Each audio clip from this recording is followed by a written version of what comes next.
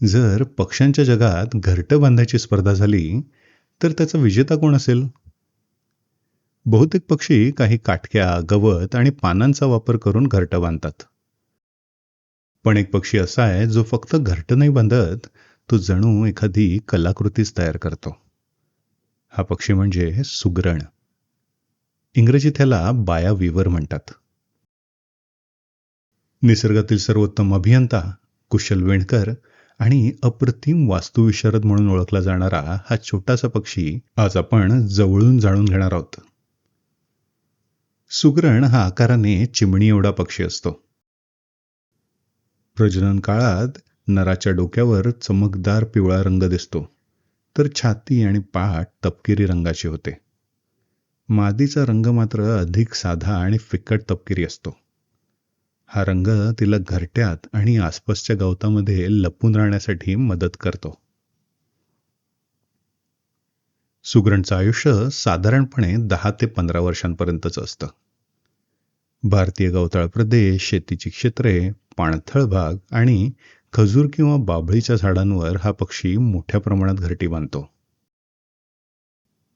सुगरणीचा प्रजनन काळ मुख्यतः पावसाळ्याच्या सुरुवातीला म्हणजेच जून ते सप्टेंबर दरम्यान असतो. या काळात नर आपल्या आयुष्यातलं सगळ्यात महत्वाचं काम सुरू करतो, घरटं बांधणं. विशेष म्हणजे घरटं बांधण्याचं जवळपास संपूर्ण काम नर एकटाच करतो. सुगरणीचं हे घरटं पक्षी जगतातील अभियांत्रिकीचा एक उत्कृष्ट नमुना मानलं जातं. नर लांब गवताची पाती, तंतू आणि पानांचे बारीक तुकडे गोळा करतो. त्यानंतर तो झाडाच्या टोकावर फांदीवर उलटा लटकून एक एक तंतू विणत त्या घरट्याची सुरुवात करतो. सुरुवातीला तो घरट्याचा मजबूत पाया तयार करतो. त्यानंतर हळूहळू गोलाकार कक्ष आणि त्याखाली लोंबणाऱ्या लांब प्रवेशमार्ग तयार करतो. हे काम अनेक दिवस चालतं. एक घरटं पूर्ण करण्यासाठी नराला साधारणपणे 2 ते 3 आठवडे सुद्धा लागू शकतात. घरटं अर्धवट तयार झाल्यावर नर मोठ्या उत्साहानं गाणी गाऊन आणि पंख फडफडवून मादीला आकर्षित करतो. मादी घरट्याची तपासणी करते. जर घरटं तिला मजबूत आणि सुरक्षित वाटलं तर ती त्या नराला जोडीदार म्हणून स्वीकारते. जर घरटं पसंत पडलं नाही तर नराला पुन्हा मेहनत घ्यावी लागते. मादी साधारणपणे 2 ते 4 अंडी घालते.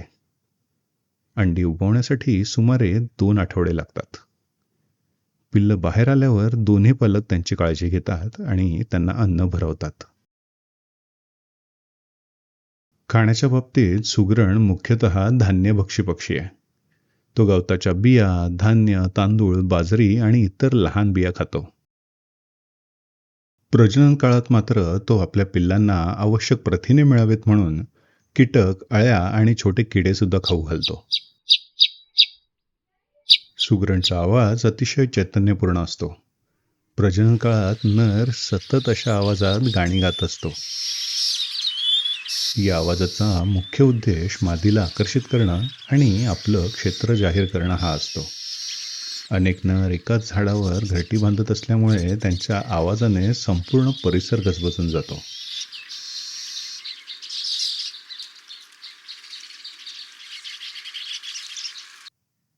पर्यावरणात सुगरणाची भूमिका महत्त्वाची आहे. तो विविध गवतांच्या आणि वनस्पतींच्या बियांचा प्रसार करण्यासाठी मदत करतो.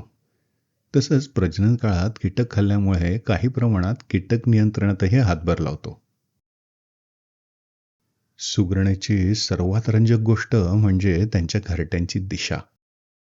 अनेक संशोधकांच्या निरीक्षणानुसार सुगरण आपली घरटी अशा प्रकारे बांधतो की जोरदार वारा, पाऊस आणि भक्षकांपासून ती सुरक्षित राहतात.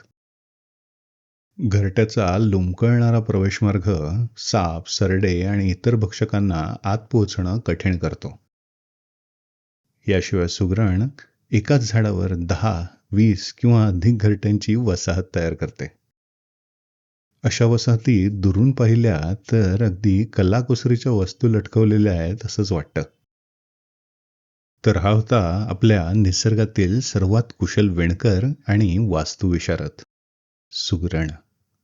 आपल्या छोट्याशा चोचीने आणि अथक परिश्रमाने तो अशी घरटी तयार करतो की आजही अभियंते आणि वास्तुरचनाकार त्याच्याकडनं प्रेरणा घेतात. पुढच्या वेळी तुम्हाला एखाद्या झाडावर लटकणारी ही सुंदर घरटी दिसली तर थोड्या वेळ थांबा आणि बहिणाबाईंची ही ओवी नक्की आठवा. अरे खोप्यामंदी खोपा सुगरणीचा चांगला, देखा पिलासाठी 3 झोका झाडाले टांगला. पिल्ल निजली खोप्यात जसा झुलता बंगला, तिचा पिलामधी जीव जीव झाडाले टांगला. सुगरीण सुगरीण अशी माझी रे चतुर, तिले जन्माचा संगती मी ये गण्या गंप्यानर. खोपा इनला इनला जसा गिलक्याचा कोसा, पाखराची कारागिरी जरा देख रे मानसा. आणि हे शेवटचं कडवं. एखाद्या मोटिवेशनल स्पीचपेक्षा हे कडवं काही कमी नाही आहे. तिची उलुशीच चोच तेच दात तेच ओठ, तुला दिले रे देवान 2 हात 10 बोट. अरे खोप्यामंदी खोपा सुगरणीचा चांगला, देखा पिलासाठी 3 झोका झाडाले टांगला.